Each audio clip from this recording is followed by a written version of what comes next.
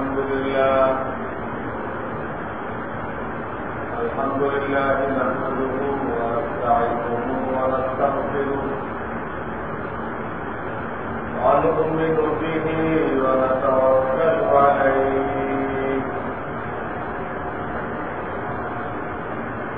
ونعوذ بالله من شرور أنفسنا ومن سيئات أعمالنا من يهده الله فلا مضل له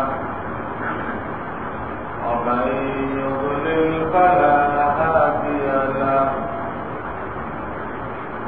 ونشهد أن لا إله إلا الله وحده لا شريك له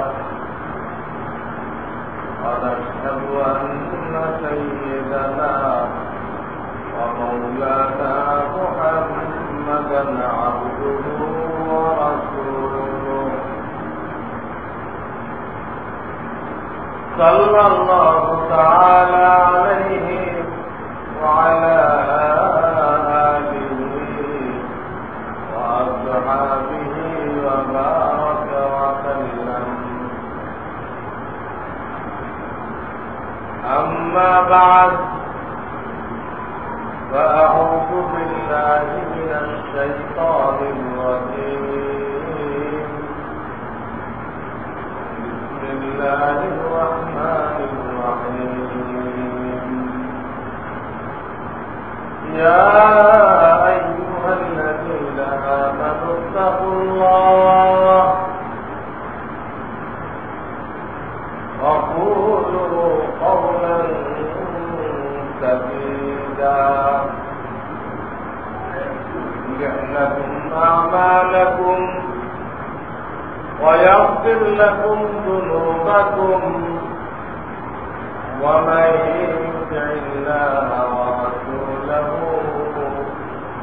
فقد فاز فوزا عظيما.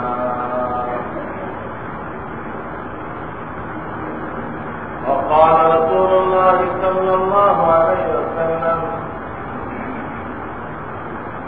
من أحيا سنة من سنتي قد أميتت فكأنما أحياني أو كما قال رسول الله صلى الله عليه وسلم. বুজুর্গান মুহতারাম, গত জুমাতে যে বিষয়টা আমি আলোচনা করতেছিলাম এটা খুবই জরুরি।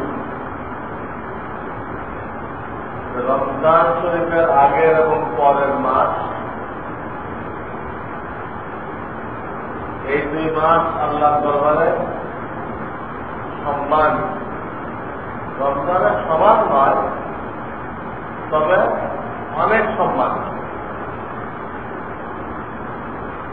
রমজানের আগের মাসে ওই সম্মানের কারণে আল্লাহ রাব্বুল আলামিন ওখানে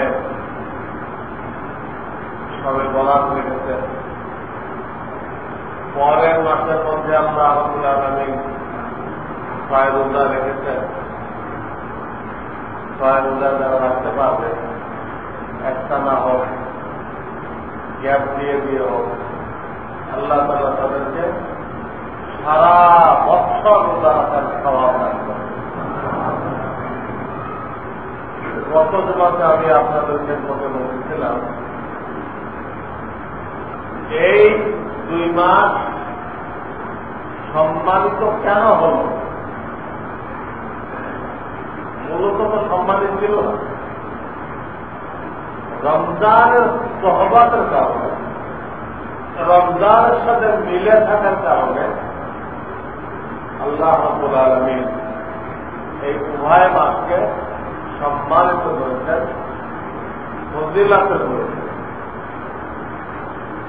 এর থেকে আমাদের নসিহত হাসিল করতে হবে যে আমরা যতই গুনাহগার হই, পাপি তাপি হই, এটা আমার দেখার কথা নেই।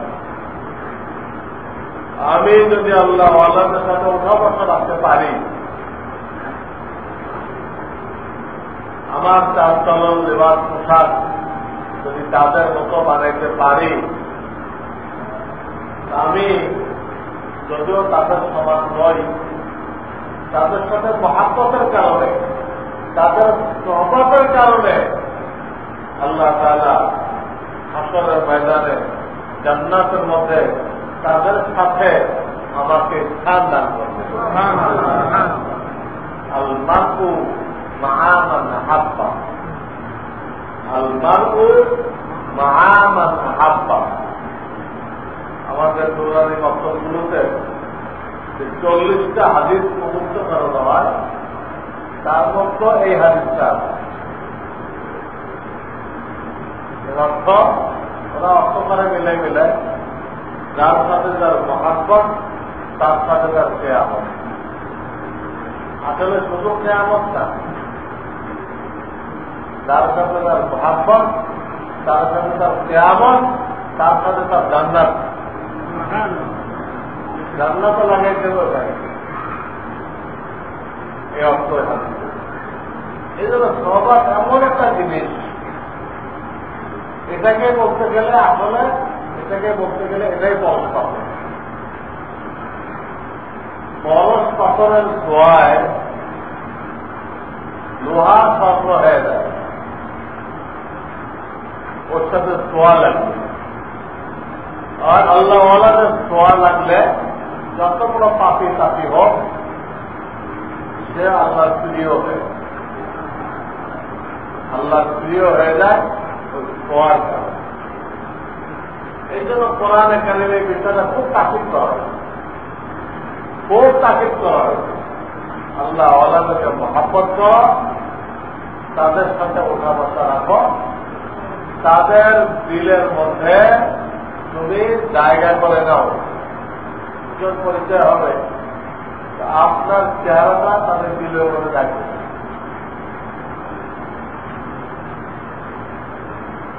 পরিচয় থাকবে, মহাব্বত থাকবে, ওঠা বসা থাকবে, তো তার দিলের মধ্যে আপনার চেহারাও থাকবে। আর কিতাবে দেখা যায় আল্লাহ রাব্বুল আলামিন আল্লাহওয়ালাদের দিলের দিকে নজর করেন, তাদের কি চাহিদা, সেখানে কি আছে। তাদের দিলের মধ্যে যা কিছু পান সব কিছুর মধ্যে রহস্য করেছে। তো তার দিলের মধ্যে যদি আপনার চেহারাও থাকে, আপনাকেও মনে রাখে, মহব্বত লাগাইতে হয়।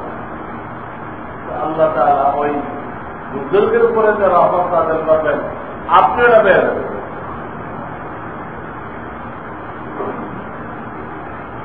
এক আল্লাহ ওলি একদিন বয়ান করতেছিলেন, এক ভাই প্রশ্ন করতে, হুজুর নেক লোকদের পাশে যদি কারো কবর হয়, এতে কি কোনো লাভ হয়? তার নেক লোক মারা গেছে, তার কবর দেওয়া হবে, এই কবরের পাশে আরেকজনকে কবর দেওয়া হবে। নেক লোকের পাশে যে শুনতে পারলো, এতে এই পাশের লোকটার কোনো ফায়দা হবে না। তো ওই আল্লাহ বাবা জবাব দিলেন যে পাশের লোকটার এতে ফায়দা হয়। পাশের যে লোকটাকে আল্লাহ বলি না, কিন্তু আল্লাহর ওলির পাশে যে তার খোয়ার তৌফিক হলো, এটাও বেকার যাবে না, এটাও তার কাজে লাগবে। তো আদেন বলল আমল ছাড়া, তার তো এই পরিমাণ আমল নেই, তার পাশে শোয়ার কারণে কি ফায়দা? বাইরে ভাই কবরটা পাশে হয়ে গেছে, এতে কি ফায়দা? আল্লাহ বলি বললেন যে দেখো, আখিরাত বোঝার জন্য আল্লাহ রাব্বুল আলামিন দুনিয়াকে উদাহরণ বানাইছেন। আখিরাত বুঝবার জন্য দুনিয়াকে কি বানাইছেন? উদাহরণ। এটা যে আখিরাত বুঝবে, এর এক্সাম্পল আখিরাতে খাটবে। দুনিয়াতে একটা মন্ত্রীর সাথে পরিচয় থাকলে অনেক কাজে লাগে, আখেরাতে একজন হক্কানি আলেমের সাথে পরিচয় থাকলে অনেক কাজে লাগে। সেখানে মন্ত্রী তো হক্কানি রব্বানি আল্লাহওয়ালা আলেম, এরা আখেরাতের মন্ত্রী। এসব মন্ত্রী তো কোনো খবরই থাকবে না। দুনিয়ায় জেনে দিতে আর পরে কি হবে আল্লাহ জানে, পরেরটা তারও মারা করছে। উদাহরণ হল দুনিয়ার বড় ব্যক্তির সাথে সম্পর্ক থাকলে বিপদ আপদে অনেক সহজ হয়। তাহলে আখেরাতে বড় ব্যক্তিকে কাদেরকে আল্লাহ সুপারিশ করার অনুমতি দেবেন, কাদেরকে আল্লাহ জান্নাতের টিকিট দিবেন, তার সাথে সম্পর্ক লাগে। তো বলতেছেন আমার বুজুর্গ বললেন যে আখেরাত বোঝার জন্য আল্লাহ রাব্বুল আলামিন দুনিয়াকে উদাহরণ মানে, সেটা ভূমিকা। এরপর তিনি বললেন তুমি কাকে বাতাস করতেছ? আদিমকে বলল ওই প্রশ্নের জবটা বুঝে আছে, বাল্যকে বাচ্চার পাশে কবর হইলে যে লাভ হয় তোমার বুঝে আছে না, ঠিক আছে, তুমি এখন কাকে বাতাস করতেছ? বলে আপনাকে। আমাকে বাতাস করতেছ সেটা আমি একাই পাইতেছি, আমার আশেপাশের লোকেরা পাইতেছে, না তারা করেছে। এইটাই বুঝো, এই উদাহরণটা বুঝলে পাশের লোকগুলো তোমার টার্গেট না, তুমি আমার খাবেন, আমার খেদমত করার জন্য তুমি আসছো, আমাকে বাতাস করতেছ। কিন্তু তোমার ইচ্ছা থাকুক বা না থাকুক পাশের লোকেরা বাতাস। ঠিক তেমনি ভাবে আল্লাহ ওয়ালাদের উপরে আল্লাহ যে রহমত নাযিল করেন আশেপাশের পড়ায় পড়ে, আশেপাশের পড়ায় পড়ে তারাও উপকৃত হয়। এই জন্য তাদের দিলের মধ্যে যার নামটা আছে, যার চেহারাটা আছে, এই লোকটা মাহরুম যাবে। এটাই রমজানের 2 মাস, রমজানের 2 মাসের 2 মাসে বরকতটা হয়ে গেছে। এরপর আমি এই কথাটাই বুঝেছিলাম যে আমাদেরকে তওবা অবলম্বন করতে হবে। এমন একটা পরশ পাথর, এমন একটা দামি জিনিস, ইনশাআল্লাহ এটা যার হাসিল হবে তার মৃত্যু ঈমানের উপর হবে এবং কবর হাসর নাসর তার আশার হয়ে যাবে। তাইকে মূর্খ হোক, তাইকে জেনারেল লাইনে শিক্ষিত হোক, সবার জন্য এই সুসংবাদ। আর এটাকে বাদ দিয়ে আপনি অন্যভাবে আল্লাহকে পাইতে চেষ্টা করবেন, সম্ভাবনা আছে আরো দূরে চলে যাবে। পাওয়া তো হবে না আল্লাহকে, আরো দূরে চলে যাবেন। একটা উদাহরণ দেই, আপনি আল্লাহ সবাই আসলেন, আপনি টেলিভিশন থেকে দিন পেতে কি শুনলেন? এখানে শুনলেন যে উমরি কাজা বলতে কোনো নামাজ নেই, উমরি কাজা বলতে শরিয়াতে কোনো নামাজ নেই। পিছনে যত কাজা হয়ে গেছে একবার তওবা করে দেন। এই আপনি টেলিভিশন থেকে ফতোয়া দিয়ে আসলেন, আমি গুমরাহ হয়ে গেল। যেখানে প্রত্যেকটা হাদিসের কিতাবের মধ্যে প্রায় 1 পারা হাদিস উমরি কাজার পায়ের উপর, এটা পড়ার তরিকার উপর কিভাবে পড়তে হবে এবং আল্লাহ রসুলের কোন নামাজ কাজা হয়েছে কিনা। খন্দকের যুদ্ধের সময় একসাথে জোহর, আসর, মাগরিব কাজা হয়ে গেছে। এমন তুমুল যুদ্ধ চলতেছিল যে কাফেররা মুসলমানদেরকে নামাজ পড়ার কোন সুযোগ দেয়। সেই নামাজগুলো তিনি কিভাবে আদায় করছিলেন অনেক হাদিস ওখানে দেয়। তো হাদিসের কিতাবে সেখানে একটা পারা কাজা নামাজ পড়াতে পারে, সেখানে এই জ্ঞান পাপি, আমি বলেন ইহুদিদের গৃহ পালিত মৌলবী, এরা ফট ফতোয়া দিয়ে দিল যে কোনো উমরে গাঁজা নেই, কোনো উমরে গাঁজা নেই, তওবা করে এই এক ফতোয়া দিয়ে সব মানুষকে গুমরাহ করে দিল, জাহান্নামে ঠেলে দিল। তো সে টেলিভিশন থেকে দিন পাইতে যায়, দিন তো পাইল না, আরো জাহান্নামের দিকে আগায় গেল। কিভাবে অ্যাক্সিডেন্ট করল। আর এক লোক, সেও আলমদের কাছে আসতে রাজি নেই, সে বই কিনে লো বাইতুল মুকাররমে, বই পড়ে আমি আল্লাহ আল্লাহ হয়ে যাবে, বই পড়ে কি হয়ে যাবে? আল্লাহ আল্লাহ হয়ে যাবে। আল্লাহ তারা কইছে আল্লাহ সহবত আল্লাহ আল্লাহ হয়ে যাবে, বিকল্প নেই। সাহাবায়ে কেরামকে সাহাবায়ে কেরাম নাম দেওয়া হয়েছে কেন? সাহাবা শব্দটা সহবত থেকে আছে, তারা আল্লাহ রসুলের সহবত ছিল, এখান থেকে টাইটেলটা পাইছে। হাজারো গুণ ছিল, কোন গুণের দ্বারা তাদের নামকরণ করা হয় নাই, এই সহবত থেকে নাম দেওয়া হয়েছে সাহাবী, কারণ এর থেকে আর কোনো গুণ নেই উপরে, এত বড়। তো এক লোক আলেমদের সমালোচনা করে, তারাই সব খাইল, তারাই উন্নতির টাকা পিছনের দিকে ঘুরাইতে আছে, আলেমরা নাকি উন্নতির টাকা ঘুরাইতেছে পিছনের দিকে, আর তারা যে যুবক যুবতী সব নামাই দিচ্ছে, হ্যাঁ জেনা ব্যবসাকে তোমাদের ভরে গেছে, এটা খুব উন্নতি হয়েছে। আলেম বলা এগুলো নিষেধ করে, এগুলো হলো উন্নতির টাকা নাকি পিছন দিয়ে ঘোরানো। আলেমরা আজাদ গজব ঠেকানোর ব্যবস্থা করছে, এটা উন্নতির টাকা পিছনে ঘোরানো হলো, আর তোমরা আল্লাহ গজব দেওয়া দিচ্ছ, তোমরাও ধ্বংস হইবা, জাতীয় ধ্বংস হবে তোমাদের বুদ্ধি অনুযায়ী। যাই হোক, এক শ্রেণীর লোক আছে, তারা ওলামা কেরামের সমালোচনা করে, নানান রকম সমালোচনা করে, আমার মুসলমান, আমার মুসলমান। এরা কি করে? তো আমরা কিতাব কিনে নিয়ে আসবো, আলেম দরকার কি? বাইতুল মুকাররমের কিতাব কিনে নিয়ে আসবো, কিতাব কিনে আসবো বাইতুল মুকাররম পড়ে আল্লাহর ওলি হয়ে যাবে।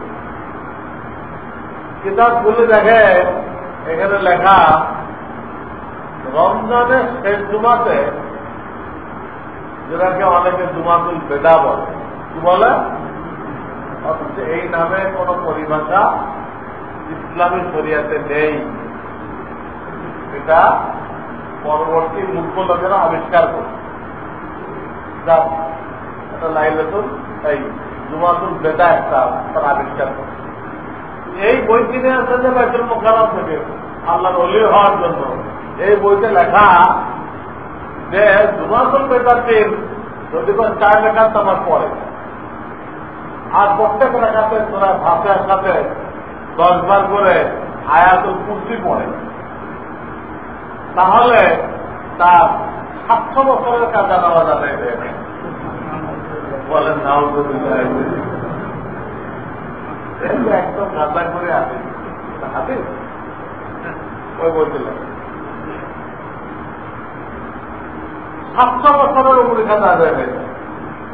তখন নাকি সাহাবায়ে যারা প্রশ্ন করলেন, ইয়া রাসূলুল্লাহ, আমাদের বয়স কিন্তু 700 বছর হয় না, তাহলে এত উপরে কাজা কেমনি আদায় হয়ে যাবে? তখন আল্লাহ রাসূল বললেন যে তার উপরে কাজা হয়ে যাবে, তার বাপ মাটা আদায় হয়ে যাবে, তার ছেলে মেয়েটা আদায় হয়ে যাবে।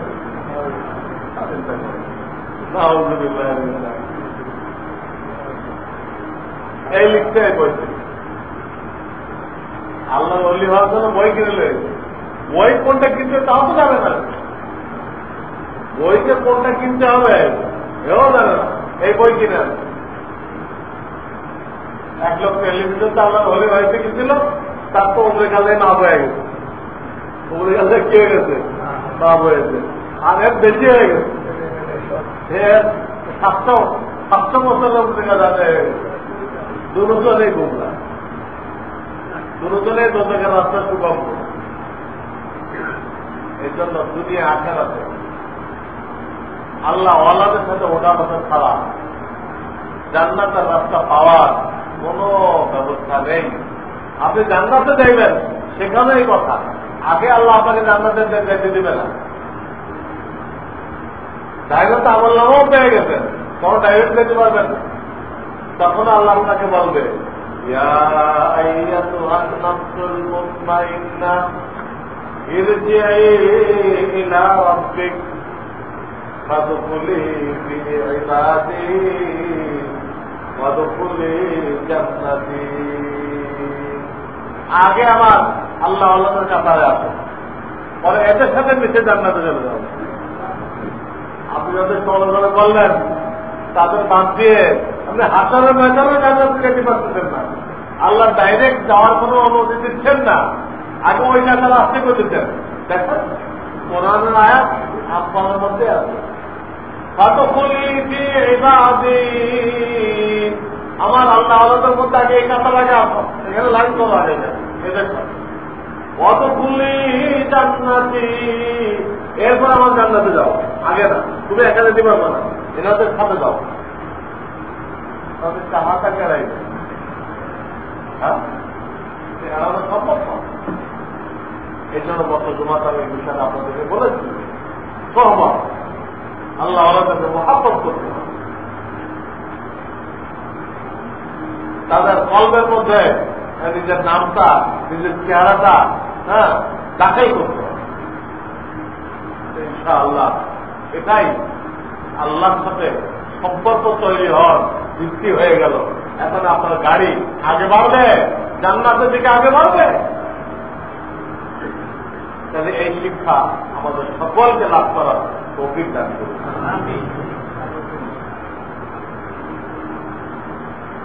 যেহেতু এখন আবার হজের সময়, অনেক আল্লাহর বান্দা তারা মোটামুটি সব ব্যবস্থা করে দিচ্ছে। এটা আমি বলেছি আপনাদেরকে যে অনেকে ভুলের মধ্যে থাকে, তারা মনে করে যে নগদ টাকা না থাকলে হজ হয়। অনেক লোক এই ভুলের মধ্যে, অথচ কিতাবে লেখে যার কোনো বাড়তি সম্পদ আছে, যে কোনো হালাল সম্পদ, যেটা বিক্রি করে হজ করে আসলে তার সংসার ব্যয় নির্বাহ অচল হয়ে পড়বে না। ওটা বিক্রি করে হজে গেলে পরিবারের খাওয়া দাওয়া বন্ধ হয়ে যাবে না, চলবে। এইরকম যে কোনো বাড়তি সম্পদ যদি কারো থাকে, শরিয়াতের দৃষ্টিতে তার উপরেও হজ ফরজ। এই জন্য আমি বলে থাকি যে প্রত্যেকের উচিত নিজের সম্পদের পজিশন কোন আলেমের কাছে বলে ফয়সালা নেওয়া যে আপনার উপরে হজ ফরজ কিনা। অনেক লোকের আমার খরচ, এর খবরটাও নেই। যাকাত খরচ, খবরই নেই। তার ধারণা আমার করে যাকাতও খরচ না, আমার উপরে হজও খরচ না, অথচ উভয়টা খরচ। কিন্তু সে নিজেও বুঝতেছে না, কোন আলেমের কাছে দেয় নিজের সম্পদের পজিশনও বলতেছে। কোন আলেমের কাছে বললে সে কি যাবে নাকি এত টাকার মালিক 2 লাখ টাকা আমার দিয়েছেন, শুনছেন কোন মুক্তি এক পর্যন্ত এরকম কইছে? তাহলে কত আর থেকে দেন উনি দাবি করে পাচ্ছেন না, কোনদিনও বলবেন আপনার সম্পদের সাথে তার কোন সম্পর্ক নেই। তার সম্পর্ক আপনাকে জান্নাতের রাস্তা দেখা, আপনাকে আল্লাহর সাথে জোড়াই দাও, আপনাকে আল্লাহর সাথে জোড়াই দাও। আপনার সম্পদ আপনার জন্য মুবারক হোক, আল্লাহ বরকত দান করুন। কোন হক্কানি আলেম আপনার সম্পদের লোভে আপনাকে মসলা দিবেন, এই জন্য বলতে হবে, বলে ফয়সালা দিতে হবে আপনার উপরে যাকাত এবং হজ ফরজ কিনা। যদি ফরজ হয়ে থাকে তো দ্বিতীয় মসলায় যে বছর ফরজ হয়েছে ওই বছর যেতে হবে। হজ ফরজ হয়ে গেলে যে বছর ফরজ হল ওই বছর দেওয়া উচিত। যদি সে দেরি করে শরীয়ত সম্মত কারণ ছাড়া তো ওয়াজিব তরক করার গুনাহ হবে। শরীয়ত সম্মত কারণে সে যেতে পারল না, হজের টাইমে এমন মারাত্মক অসুস্থ তিনি হাসপাতালে সে চাইছিল যে বছর খরচ ওই বছরে যাবে, কিন্তু ওই টাইমে হাসপাতাল কেমনে যাবে? এই লোকের বিরুদ্ধে কোনো অভিযোগ নেই। কিন্তু আমরা যে বাহানাগুলো বানাই এইগুলো আল্লাহ দরবারে গ্রহণযোগ্য না। কেউ বাহানা বানায় যে আমার মেয়েটার কোনো বিবাহ হয় নাই, আমি কেমনে হতে চাই? কোন বাহানা হলো? মেয়ের বিয়ের সাথে হজের সম্পর্ক এটা 15-20 দিনের সফর, আমি একে বিয়ে দিতে পারবেন না? কোথায় এই মশলা পাওয়া যাবে যে মেয়ের বিয়ে না হলে হজে যাওয়া যাবে না? বাহানা খারাপ করা হবে। কেউ বলে যে আমার ব্যবস্থাটাকে বুঝাই দিচ্ছি, বুঝানো হয়, জীবনেও বুঝানো হয়। আগে আল্লাহ হুকুম পালন করেন, আল্লাহ বুঝাই দেবে, আল্লাহ লাইন করে দেবে। আর আল্লাহকে বাদ দিয়ে আপনি বুঝাইতে চেষ্টা করবেন, খালি আলোমেলেই হবে। যত বুঝাবেন আরো আলোমেল হয়ে যাবে। আল্লাহকে বাদ দিয়ে কোন কাজ সুন্দরভাবে করা যায় না। এই জন্য হক করতে হবে। মানুষ যখন ইসলামের নামাজ পড়ে আল্লাহ তাআলা পুরা দিনের দায়িত্ব নিয়ে, তো আল্লাহ যখন দায়িত্ব নিয়ে নেয় তো তার কাছে এমনি বোঝানো হয়। আর আল্লাহকে বাদ দিয়ে আপনি একা বুঝাইতে গেলেন, কোনদিনও বোঝানো হয়। কিন্তু এই যে ওজন, এগুলো কোনো ওজনই না, কোনো সমস্যাই না, ফালতু। আমি একজনকে হজের দাওয়াত দিলাম, মোহাম্মদপুর যাব, বলুন না হজর আমি এখন যাবো না। কেন? বলুন আমি তো ঈদের ব্যবস্থা করি 1 নম্বর মধ্যে, কিন্তু 2 নম্বর দিতে হয়, ব্যবস্থা হয় 1 নম্বর ঈদের মধ্যে, কিন্তু 2 নম্বর দিতে হয়। এখন হাসপাতালে আসলে এগুলো তো বলা যাবে, এখানে আলোচনা করতে বলা যাবে।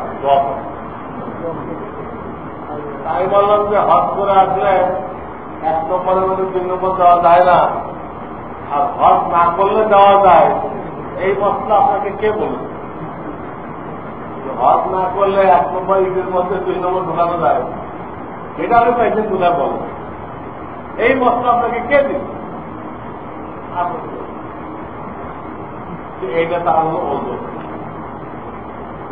ওজন এই জন্য ওই বছর দেখতে হবে অধিক অধিক এত মারাত্মক। এটা হজ ফরজ হওয়ার পরে হজ না করে মারা গেল, আল্লাহ রসুল বলেন ইহুদি হয়ে মারা গেল, খ্রিস্টান হয়ে মারা গেল, আমার কোন পরোয়া নেই, আমার ওই উম্মত ধ্বংস হয়ে যায়।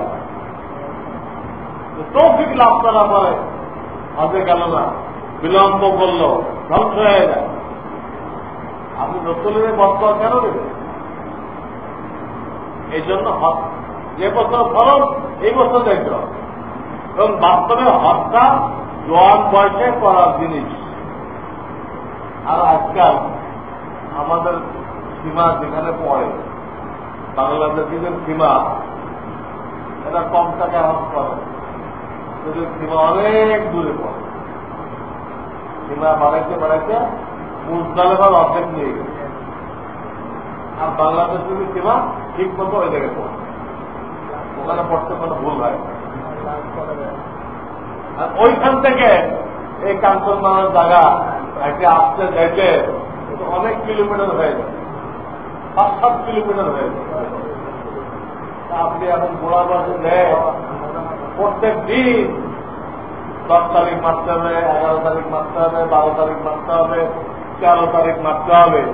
এই ভিড় ভাট্টার মধ্যে এই 5-7 কিলোমিটার কেমনে আপনি হেঁটে যাইবেন, আর কেমনে আবার পাথর মেরে আবার ফিরে আসবেন? কেমনে বলবেন? একটা বললাম সব জায়গায় এই দৌড়াদৌড়, দৌড় ভাগ, জোয়ান বয়সের ইবাদত, বুড়া বয়সের ইবাদত না। এই জন্য অন্য অন্য দেশে দেখা যায় মাশাআল্লাহ জোয়ানরা। কোন দেশে তো এই নিয়ম বানাই নিচ্ছে তারা নিজেরা, হজ না করলে ওই ছেলের কাছে কেউ মেয়ে বিয়ে দেয়, আর মেয়ে হজ না করলে ওই মেয়েকে কোন ছেলে বিবাহ করে। এই জন্য তারা বাধ্যতামূলক বিয়ে করতে হলে হজ করে আসবে, মেয়ে বিয়ে দিতে হলে মেয়ে হজ করে আসবে। চিন্তা করে তারা কত অ্যাডভান্স, তো শরীয়তে এত পড়াশোনা করে নাই।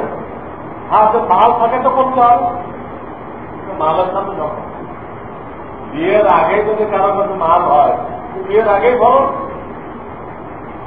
জোয়ান বয়সে নির্বাচন এটা বুড়াবা যায় কি হজ করে, তো খেমার মধ্যে ঘুমায় থাকে। আর এক জোয়ান মানুষে ভাই আমার পক্ষে কাম করে মেরেছে, বাড়ি এসে আমি হাজির হয়ে গেছি। বলেন কেমন কাম করে বললেন? আমার দিকে আপনি তো হজ করে আসলেন, কিন্তু উমরা করে করছেন নাকি? উমরা না কয়েকটা আনছিলাম, পোলা করে খেয়ে উমরার কথা জিজ্ঞেস আসছিলাম, কিন্তু পোলা করে খেয়ে উমরা তারা বুঝতে হলো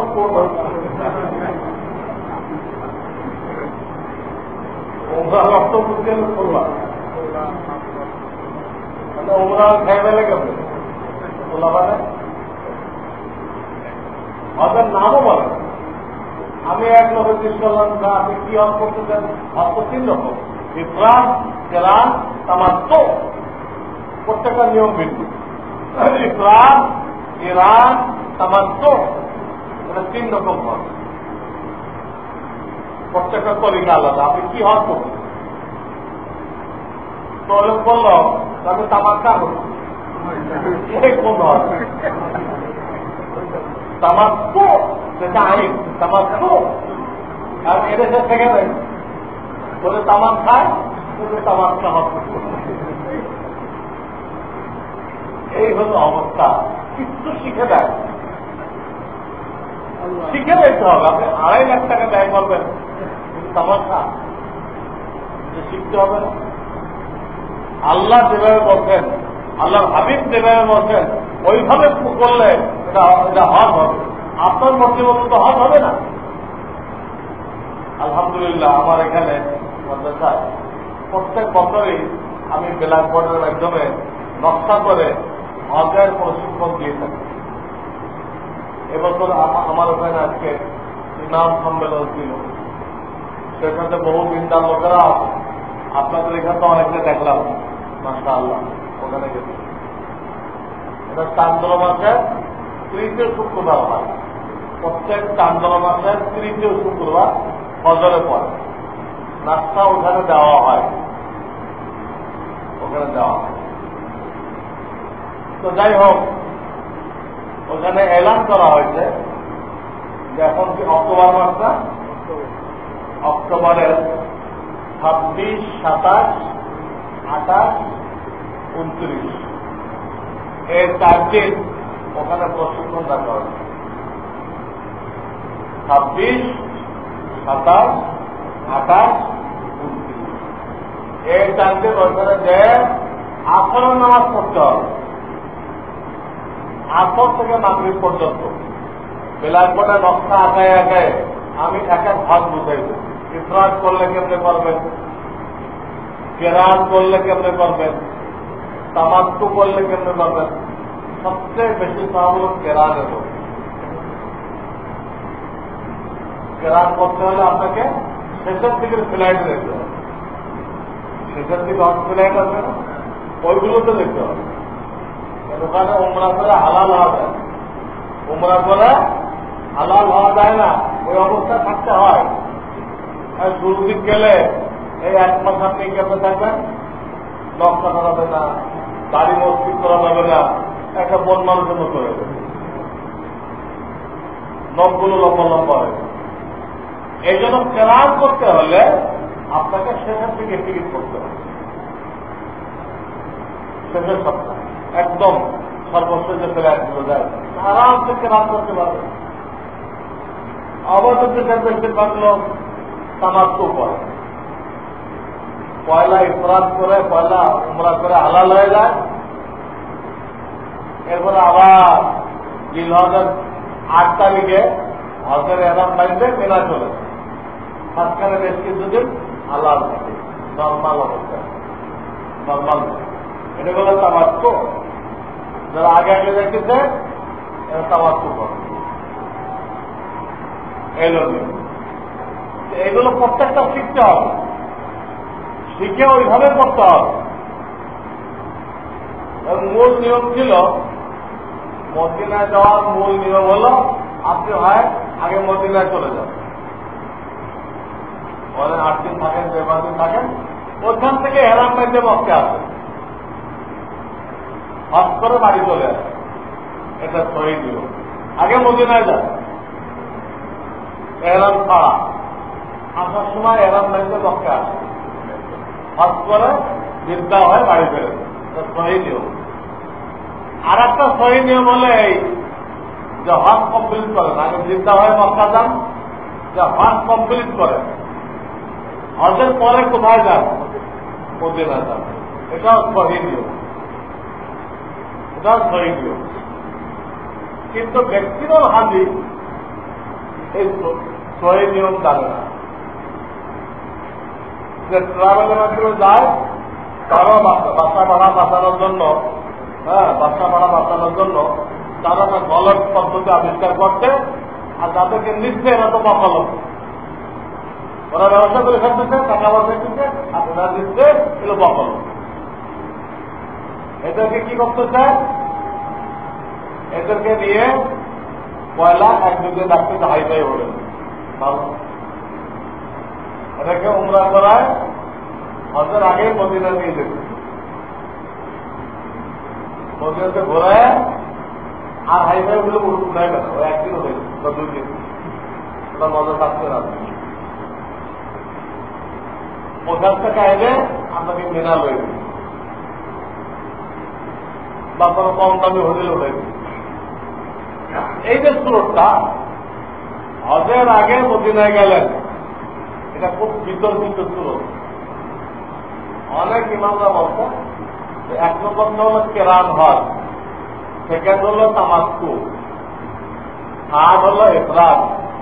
এইরকম করার দরুন অনেক ইমামের নিকটে তামাক্কু বাতিল হয়ে যায়, তামাক্কু হজ কি হয়ে যায়? বাতিল হয়ে যায়। এই কাজটা রাহুল্লাহ করতেছে আর হাজিরা না জানি করছে। আপনাদের পার্থক্য হচ্ছে কথা বলুন, আমি কোনটা ঠিক বললাম, কোনটা বেঠিক বললাম? মদিনা হয়ে মক্কা আসেন, এটা ঠিক, বা হজ শেষ করে মদিনায় যান, এই দুটা ঠিক। ভুল কোনটা? আগে মক্কায় যেতেছেন, যে উমরা করে 2-4 দিন থেকে হজের আগে মদিনায় যেতেছেন, মদিনা ছেড়ে আবার মক্কা এসে হজ করবেন, এবার যেতে ফিরবেন। এই হল ভুল, আর এইটাই করবে সব জায়গায় ঠিক মতো ভুলটা দেখো। মশলা না জানার কারণে প্রত্যেকটা জায়গায় লোকেরা ভুলটা আদায় করতেছে, সইটাতে নেই, তো জানেও না। এই অবস্থা মশলা জানলে তাহলে আপনি সেইভাবে টিকিট করবেন, আমাকে হয় আগে মদিনা দাও না হজের পরে নিবা। হজের আগে উমরা করে মদিনা নিবা, আমি এরকম মদিনা যাবো না, গলত তরিকায় যাবো না। তো যাই হোক, বহু জরুরি মশলা আমরা সবাই দাওয়াত পৌঁছায় দেই। ভাই আপনারা সম্পদের হিসাব দিয়ে দেখেন, আর আমরা সম্পদের বিষয় করে খালি মাল জমা করো, বিষয় করে দেন, এত টাকা কি করবে সব করতে পারবে। কিন্তু হজ আমাদের মনে করা যায়, তুমি যে মনে করতেছো এতগুলো গাড়ির মালিক, এতগুলো বাড়ির মালিক, এতগুলো দোকানের মালিক, সব ভুয়া, সব ভুয়া। এনামে যে 2টি চাদর নিয়ে গেছ ওইটুক তোমার, আর যেগুলো পড়াই করতেছ তোমার ছেলে ফেলে, তোমার বিবি বাচ্চা তোমার না, পরের সম্পদ নিয়ে পড়াই করতেছ খারাপ, তোমার কে দিল চাদর? যে দূরে চাদর নিয়ে হজে গেলে ওই দূরে চাদর নিয়ে কবরে যাইবা। বেশিগুলো দিয়ে ফাও দাবি করতেছ, মিথ্যা দাবি করতেছ। এরকম বেউস হয়ে মাল জমা করার জন্য করো না। 100% হালালের উপর থাকো। এর আল্লাহ যে অবস্থায় রাখে ওই অবস্থায় খুশি থাকো। 100% হালালের উপর থেকে আল্লাহ যে অবস্থায় রাখে ওই অবস্থায় খুশি থাকো। ওটার মধ্যে কামিয়াব। সম্পদ করানোর জন্য কোন নাজায়েজ পথের আশ্রয় দিও না। বাড়াইবা তুমি, ভোগ করবে সন্তানরা, ডান্ডা খাইবা তুমি, যেহেতু তুমি আয় করে গেলে। একজন ভোগ করবে আর ডান্ডা খাইবা তুমি, এইটাই তুমি করা ঠিক না। এই জন্য এহরামের দুই কাপড় থেকে সবক নিতে হবে, আমি কিসের মালিক আর কোন নেশার মধ্যে আছি, কোন শব্দের মধ্যে আছি, কোন ধোকার মধ্যে আছি। আল্লাহ ধোকা থেকে আমাদের সকলকে হেফাজত করুন। আলহামদুলিল্লাহ।